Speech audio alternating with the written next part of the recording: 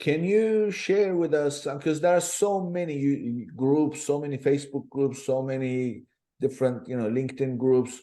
Um, can you share with us some of your favorite ones? Which ones do you like, or do Well, you? in my unbiased opinion, I'm a little biased because Helium 10 is part of our family, but I will say I'm part of the Helium 10 Facebook groups.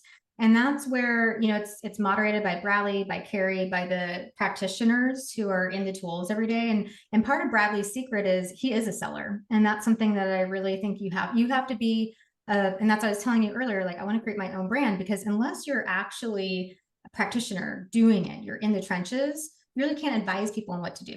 And so your Right. hands on keyboard. So Bradley has his own brand. I think it's like a coffin or something weird, but he uses that to actually use the Healing 10 tools to actually understand, open up the console of Seller Central, and be able to understand what's happening.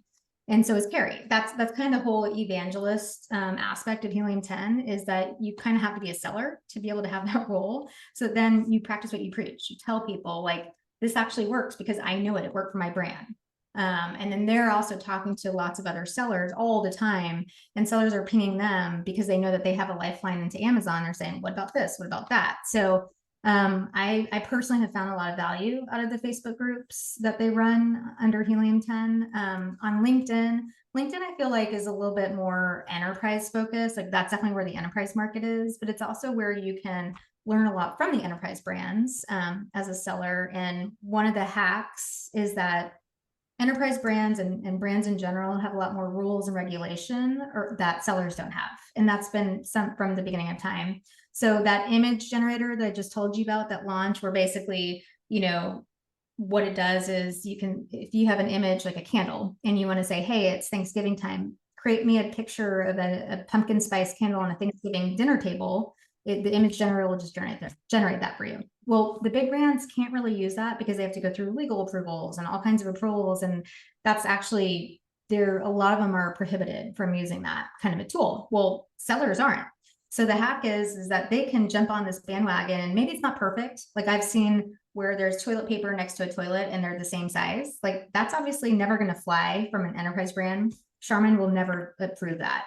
But a seller, like, you know what? If someone clicks on that ad, great. Like, as long as, there's not they don't have to comp it because it didn't look like the picture. Yeah, I mean, especially the picture is a good example.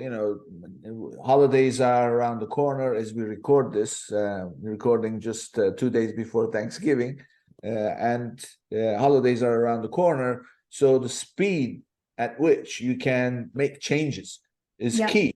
So with big brands, good luck, right? It's going to go through God knows how many approvals. So this was very timely by Amazon to release. Frankly, it not only cuts costs but also it speeds up things. So it's a big deal. Right.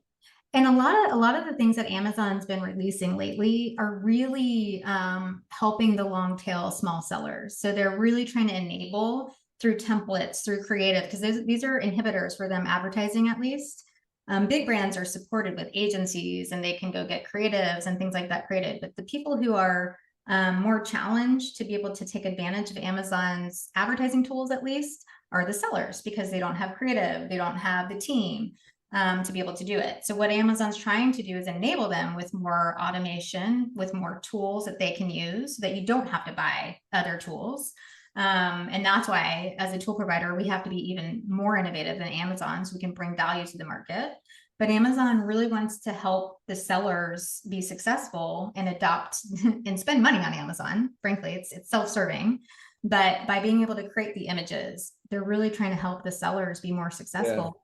To your point, like micro seasons, there's evidence that if you have a candle next to a Christmas tree that's a fir tree, it's going to sell better than if it's, not next to a Christmas tree. Like there's just a sure. sentiment. And so by them there's a reason why they're doing this creative generator thing and templates and being able to help sellers create video because video content performs really well. So, they're really trying to create the tools that sellers need to be successful. And the hack is that the big brands can't really adopt these things very quickly because it's, there's regulation, there's approvals like we talked about. And so by being nimble, by being able to see, oh, there's a new feature I can adopt, I can quickly test it and see if it's working. those are the new hacks that sellers have, they had a leg up initially because they were able to do a lot of things. Now, it seems like a lot of brands since COVID, the brands have all rushed into Amazon because, stores shut down, e-commerce became so important. Sure. Okay, now do it. And so Amazon became much more competitive, especially in the ads market, because all the brands were there trying to get top of search and kind of bidding keywords up. So now, like, the new hacks are, how can sellers adopt the latest templates and features that Amazon's coming out with that maybe big brands can't? So, talk about templates.